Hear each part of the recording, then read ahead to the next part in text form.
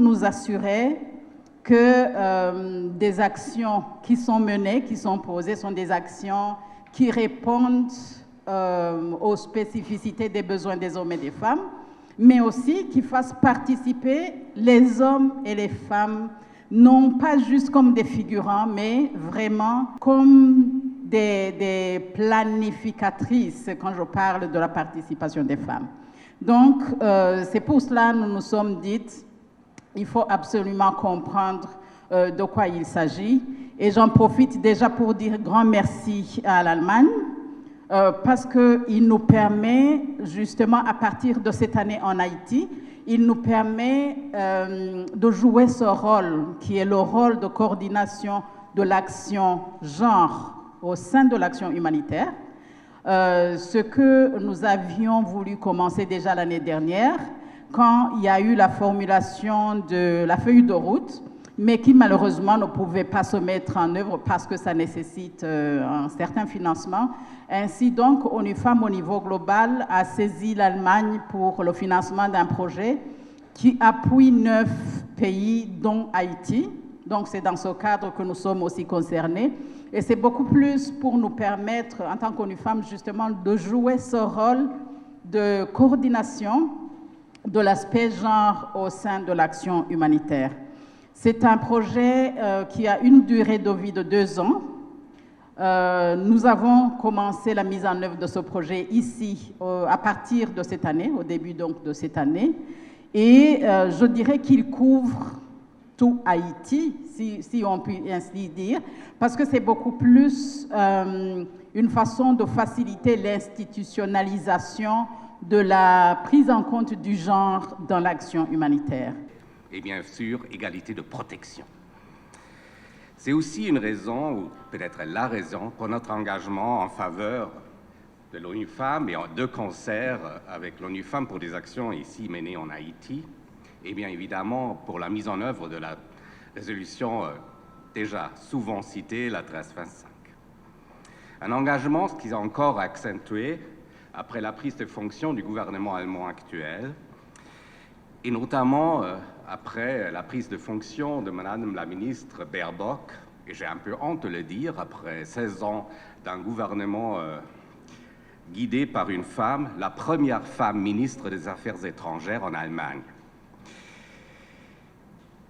Madame la ministre a souhaité que notre politique en faveur d'égalité des sexes sera plutôt une politique des affaires étrangères féministes. On se joint dans cette démarche alors à des pays beaucoup plus avancés comme la Suède, le Canada et bien d'autres. Cette politique déterminée féministe confirme davantage notre détermination de voir les droits, les ressources et la représentation féministe renforcées. Cette politique des affaires étrangères féministes œuvre, elle aussi, pour que les femmes et les filles s'engagent davantage eux-mêmes en faveur de leurs droits. Et c'est là notamment en Amérique latine.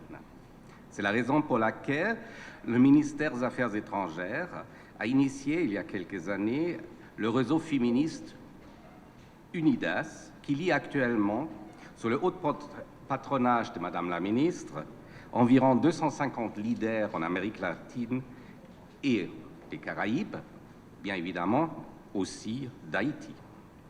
Au centre des discussions du réseau sont entre autres les droits des femmes et la démocratie, les femmes et le maintien de la paix, les stratégies contre les violences spécifiques au genre et contre les fémicides, un sujet aussi très important sur l'Hispaniola, ainsi que bien évidemment le renforcement de la participation de la femme aux vies économiques. En dépit du contexte particulièrement difficile et inquiétant que vit le pays, dans le cadre du lancement officiel conjoint des projets intitulés respectivement Fonds des femmes pour la paix et l'action humanitaire et promotion de la responsabilité locale en matière d'intégration du genre.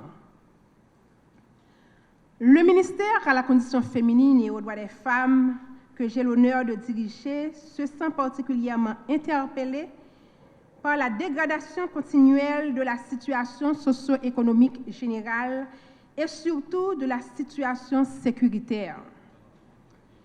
Il se sent interpellé parce que, comme dans toute population frappée par des crises, ces crises interminables qui assaillent notre pays depuis des lustres touchent surtout les femmes et les filles. Il se sent encore interpellé parce qu'en dépit des efforts pour l'éradication de la violence faite aux femmes et aux filles, les femmes et les filles haïtiennes demeurent encore les plus exposées et sont plus victimes de la violence, du banditisme et de l'insécurité qui sévit avec de plus en plus de force dans le pays entier. Décapitalisées, particulièrement vulnérables, tant économiquement que politiquement. Les femmes haïtiennes continuent d'inventer des moyens de survie à travers un pays intégralement assiégé par la guerre des gangs armés.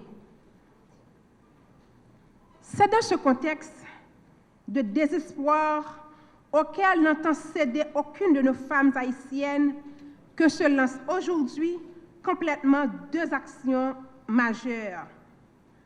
Les Fonds des femmes pour la paix et l'action humanitaire et la promotion de la responsabilité locale en matière d'intégration du genre pour lutter contre les inégalités et la violence sexiste dans les situations de crise humanitaire.